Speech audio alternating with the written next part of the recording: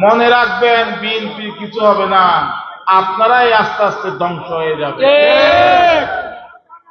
BNP একটা সংগ্রামী দল। বিএনপির লড়াই আমরা অনেকেই মনে করেছি যে বেগম খালেদা জিয়া নির্বাচনে যাচ্ছে না কেন। গত 15 বছর বেগম জিয়া সিদ্ধান্ত নিয়েছে আওয়ামী লীগের বিরুদ্ধে কোনো নির্বাচন করবে না। আমরা মাঝে মাঝে আফসোস করেছি যে চেয়ারম্যান ইলেকশন করছি না, এমপি ইলেকশনে যাচ্ছে না বিএনপি কি ধ্বংস হয়ে যাবে? কিন্তু দেখা গেছে বেগম খালেদা জিয়া তারেক রহমানের এই সিদ্ধান্তই সবচেয়ে ভালো ছিল। আজকে আওয়ামী লীগের আন্ডারে নির্বাচন না করাতে আওয়ামী লীগেই ধ্বংস হয়ে গেছে, বিএনপির কিছু হয় নাই। বিএনপি একটা সাধারণ মানুষের দল। বেগম জিয়াউর রহমান সবসময় আপনাদের কথা চিন্তা করত। আজকে সৌদি আরব, দুবাই, আমেরিকা যে মানুষগুলো বাংলাদেশ থেকে গিয়েছে এটা কিন্তু জিয়াউর রহমান আমল থেকে শুরু হয়েছে। এই যে বাদ দিয়ে সিঙ্গি জমি করা, এগুলো জিয়ার আমল থেকেই শুরু হয়েছে। রাবার বাগান, পোল্ট্রি ফার্ম, গার্মেন্টস, যত অর্থনৈতিক কর্মকাণ্ড জিয়াই শুরু করেছিল। আর জিয়া গণতন্ত্রের প্রতি ছিল একটা অসম্ভব প্রিয়। শেখ মুজিবুর রহমান বাকশাল কায়েম করে গণতন্ত্রকে হত্যা করেছিল। আপনারা অনেকে মুরব্বীরা জানেন।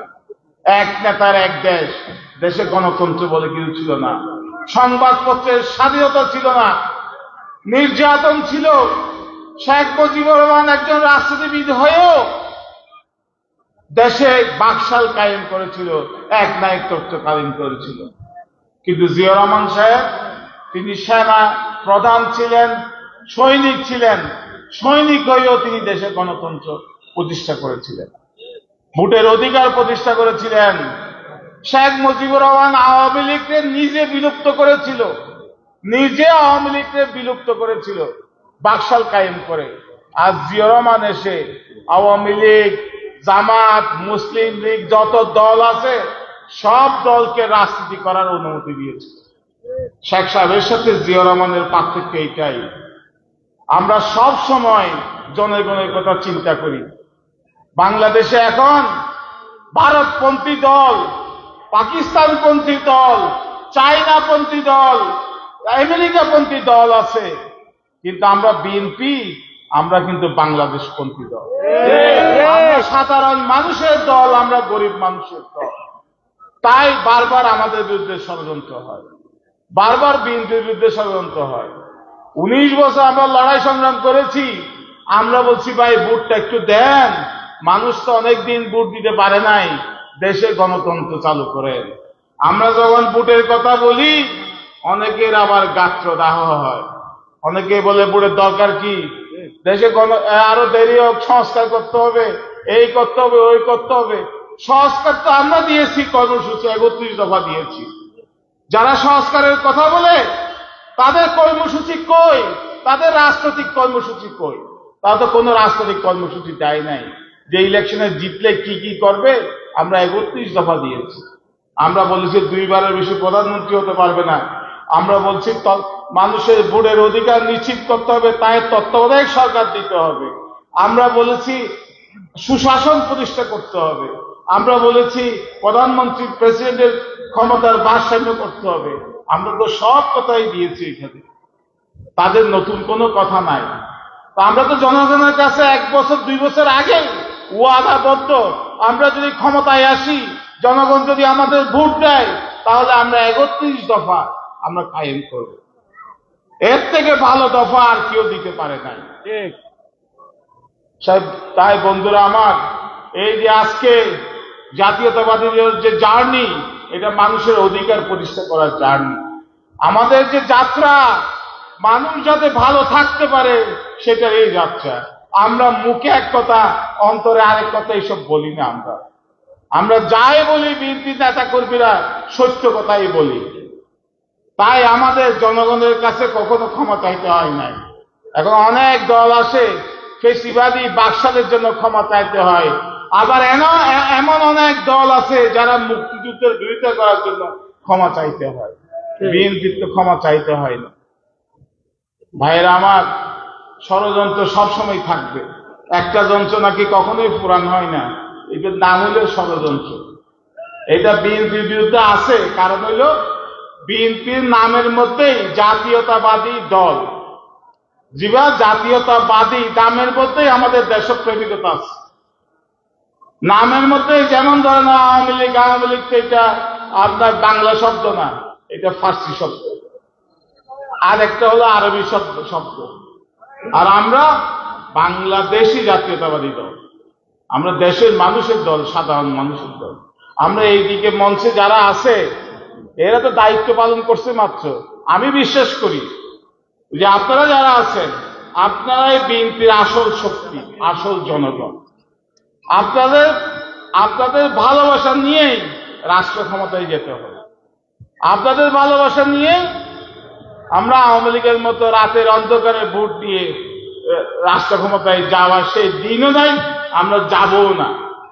আমরা জনগণের অধিকার প্রতিষ্ঠা করে, ভোটের অধিকার প্রতিষ্ঠা করে, জনগণের ভালোবাসা নিয়ে, সাধারণ মানুষের ভালোবাসা নিয়ে রাষ্ট্র ক্ষমতায় যাব বিএনপি। তাই আমি বিএনপি এখানে যারা নেতারা আছেন তাদের কাছে অনুরোধ করব, ভাই আপনারা মানুষের মনে কষ্ট লাগে, মানুষের মনে দীর্ঘশ্বাস লাগে, এরকম কোনো কাজ করবেন না। একটা 5 তারিখের পর এখানে বলেছে 5ই আগস্ট, গত বছর 5ই আগস্ট একটা নতুন ভাবে দেশ স্বাধীনতা বলবে, নতুন ভাবে একটা চেতনা হয়েছে সবার। এই যে বেগম জিয়া তো এটা আগেই বলেছে, এই সরকার, এই হাসিনার জনগণের প্রতি কোনো দরদ নাই। 2 মাসে, জুলাই আগস্ট 2 মাসে সে 1,500 মানুষ হত্যা করেছে ক্ষমতায় থাকার জন্য। 15 বছরে সে 22 লক্ষ কোটি টাকা চুরি করেছে, পাচার করেছে বিদেশে। যদি আপনাদের প্রতি দরদ থাকতো, আপনাদের প্রতি ভালোবাসা থাকতো, তাইলে তো মানুষ মারত না। এই যে আমরা দেখেন মা বোনেরা, এই যে হাসিনা হেলিকপ্টার থেকে গুলি করেছে, এটা বিশ্ব বিরল। দুগ্ধরত শিশু মায়ের দুধ খাচ্ছে বুকের মধ্যে, গুলি এসে মারা গেল। একজন কিশোরী অনেক দেখতেছে রাস্তায় কি হচ্ছে, হেলিকপ্টার থেকে গুলি করে, বাসার মধ্যেও নিরাপদ ছিল না।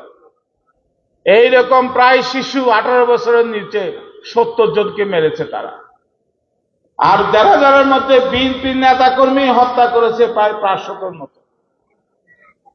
হাজার হাজার লোক গ্রেপ্তার হয়েছে।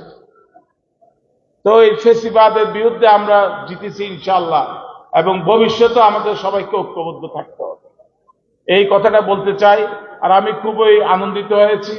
আর হলো যে একটা কথা বলতে চাই, এই যে বিএনপি হলো সমসাময়িক বাংলাদেশের শ্রেষ্ঠ দল। বিএনপি মিথ্যা কথা বলে না, বিএনপি মানুষের গীবত করে না, বিএনপি মানুষের আস্থা নিয়েই ক্ষমতায় যেতে চায়। তা আপনাদেরকে এটা মনে রাখতে হবে, এই ভোটের মার্কেটে অনেক দল আসবে। বিশেষ করে আমার মা বোনদেরকে রাজনীতির সাথে সম্পৃক্ত করতে হবে। আমাদের নেতৃত্বে বেগম খালেদা জিয়া রাজনীতি করতে পারলে মা বোনেরা কিন্তু রাজনীতি করতে পারবে না। অবশ্যই মা বোনদের রাজনীতিতে সম্পৃক্ত করতে হবে। রাজনীতি যদি ভালো জিনিস হয়, জাতীয়তাবাদী দলের রাজনীতি করা যদি ভালো জিনিস হয়, কেন মা বোনদেরা রাজনীতি করতে পারবে না? অবশ্যই আপনারা মা বোনদেরকে সম্পৃক্ত করবেন।